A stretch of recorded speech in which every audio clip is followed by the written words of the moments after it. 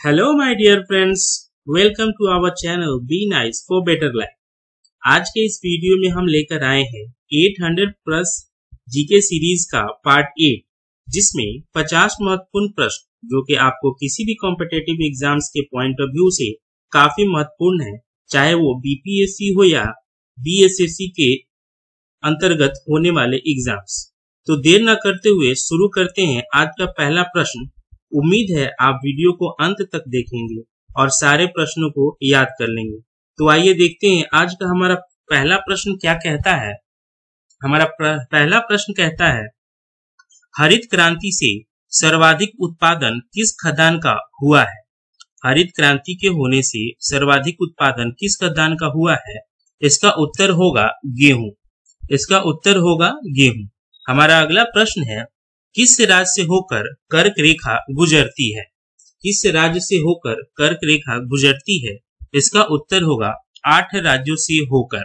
मैं आपको बता दूं कि 8 राज्य हैं गुजरात, मध्य प्रदेश, छत्तीसगढ़, झारखंड, राजस्थान, पश्चिम बंगाल, त्रिपुरा और मिजोरम।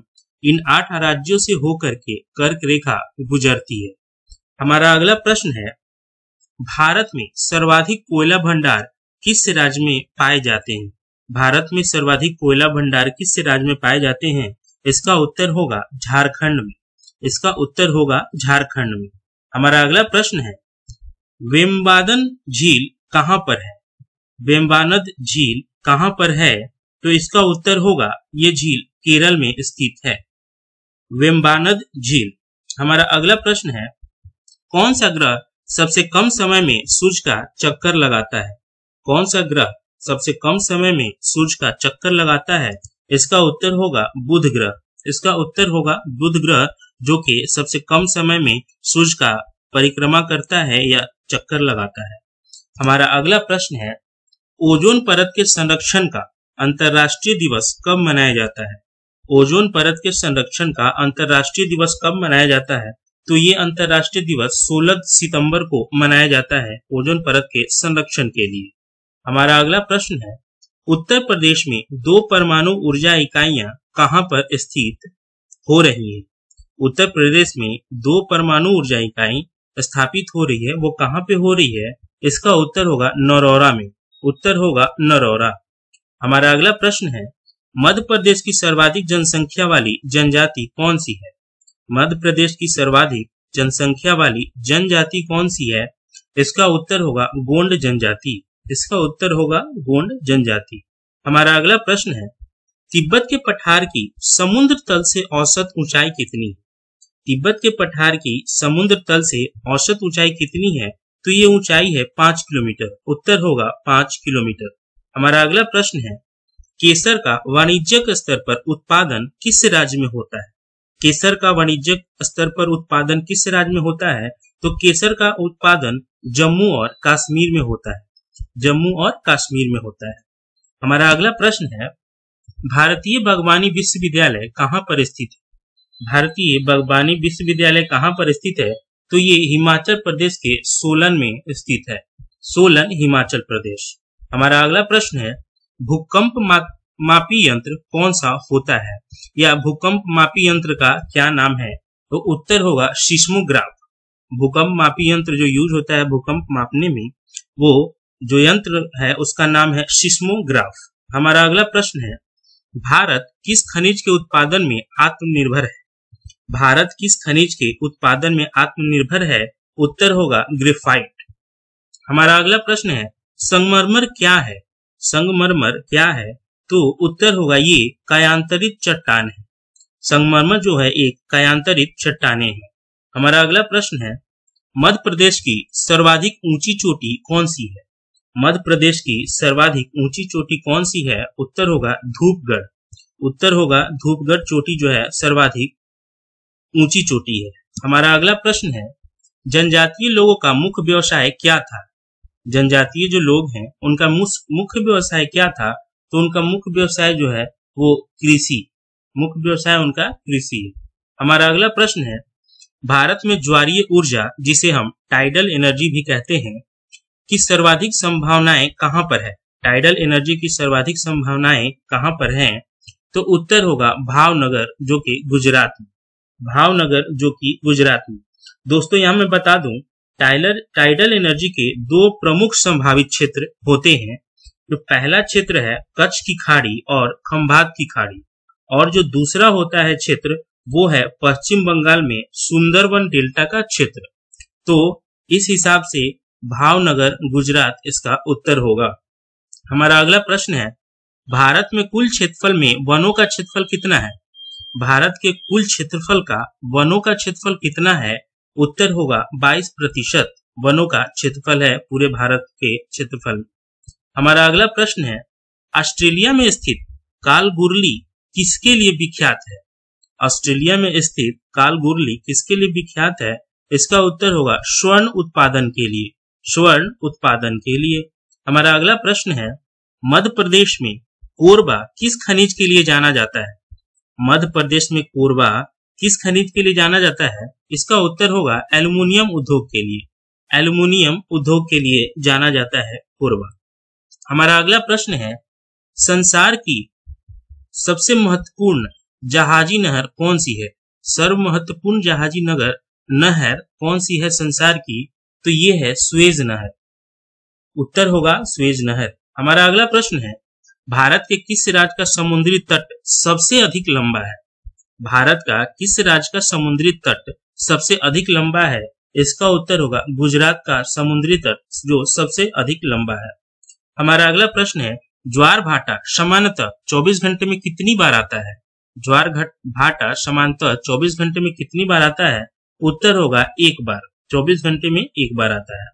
हमारा अगला प्रश्न है, कौन सी नदी भूमध्य रेखा को 2 बार काटती है?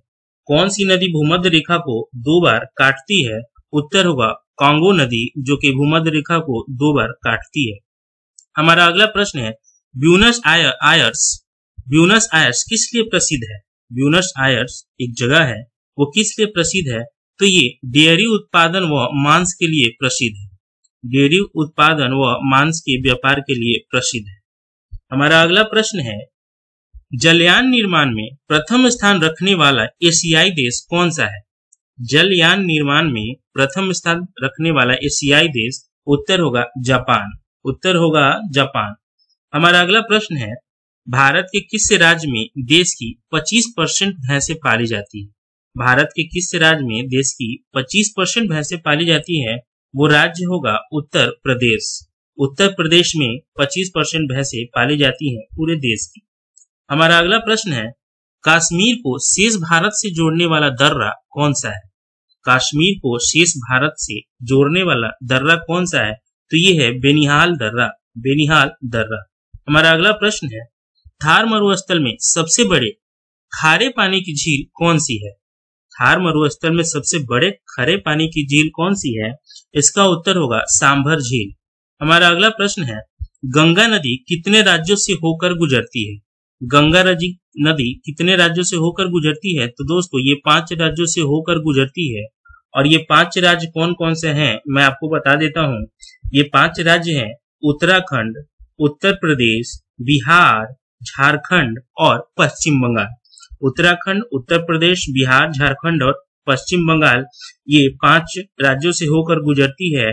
और जो 2 और देश से गुजरती है वो देश है नेपाल और बांग्लादेश। भारत, नेपाल और बांग्लादेश से में ये गंगा नदी जो है सो बहती है। बांग्लादेश में इस गंगा नदी को पनामा कहा जाता है। पनामा नाम से जाना जाता है। हमारा अगला प्रश्न है, हमारी आकाश गंगा की आकृति किस प्रकार की है? आकाश गंगा की आकृति किस प्रकार की है? तो ये आकृति स्पाइरल आकृति है। इसका उत्तर होगा स्पाइरल। हमारा अगला प्रश्न है, भारत में ताजे जल की सबसे बड़ी झील कौन सी है? ताजे जल की सबसे बड़ी झील भारत में वो है वुलर झील। उत्तर होगा वुलर झील। हमारा अगला प्रश्न है, भारत में सबसे बड़ा पश्चिमी पतन कहाँ पर है? भारत में सबसे बड़ा पश्चिमी पतन कहाँ पर है? तो इसका उत्तर होगा मुंबई में। उत्तर होगा मुंबई। अगला प्रश्न है, भारत में उष्णकटिबंधीय सदाबहार वन कहाँ पाए जाते हैं? भारत में उष्णकटिबंधीय सदाबहार वन कहाँ पाए जाते हैं? उत्तर होगा केरल में। हमारा अगला प्रश्न है, काली मिट्टी किस फसल के लिए सर्वाधिक उपयुक्त है?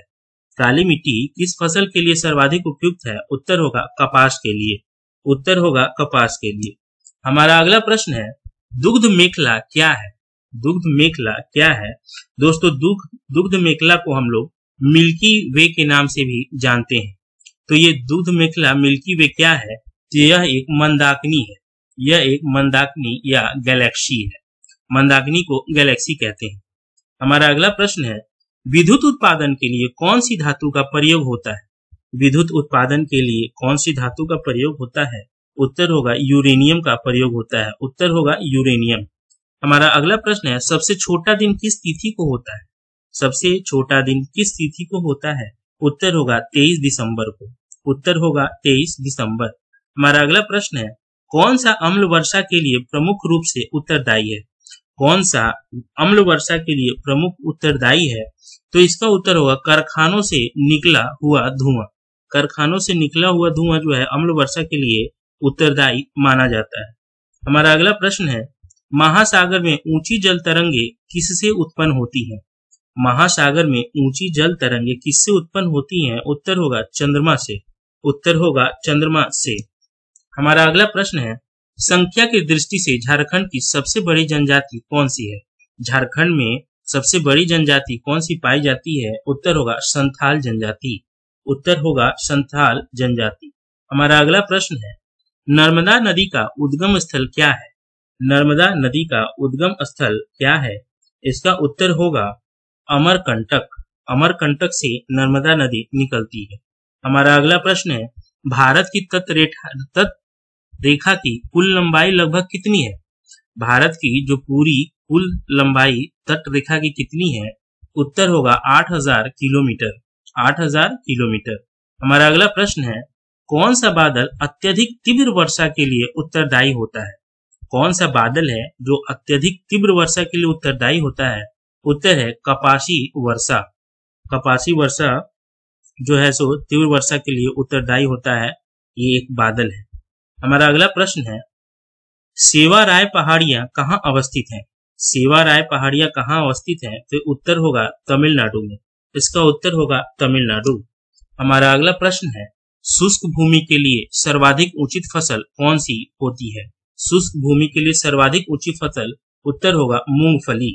हमारा अगला प्रश्न है, भारत की जनसंख्या वृद्धि के इतिहास में कौन सा वर्ष महाविभाजन का वर्ष कहलाता है? भारत की जनसंख्या वृद्धि के इतिहास में कौन सा वर्ष महाविभाजन का वर्ष कहलाता है? तो ये वर्ष है 1921। हमारा अगला प्रश्न है, भारत में सबसे अधिक कॉफी उत्पादन करने वाला राज्य कौन सा है? भारत में सबसे अधिक कॉफी का उत्पादन करने वाला राज्य कौन सा है? उत्तर होगा कर्नाटक। हमारा अगला प्रश्न है, भारत का कौन सा राज्य सर्वाधिक अभ्रक उत्पादन करता है? कौन सा राज्य है जो सर्वाधिक अभ्रक उत्पादन करता है? उत्तर होगा झारखंड। उत्तर होगा झारखंड। हमारा अगला और आज का आखिरी प्रश्न है, अंडमान निकोबार द्वीप समूह में द्वीपों की संख्या कितनी है? अंडमान निकोबार द्वीप समूह में द्वीपों की संख्या कितनी है? उत्तर होगा 250। पूरे 250 द्वीप हैं अंडमान निकोबार द्वीप समूह में। तो दोस्तों, आज का हमारा ये 50 प्रश्न खत्म होता है। अगले वीडियो में हम और 50 प्रश्न लेकर आएंगे। वीडियो को देखने के लिए बहुत बहुत धन्यवाद। Thank you so much.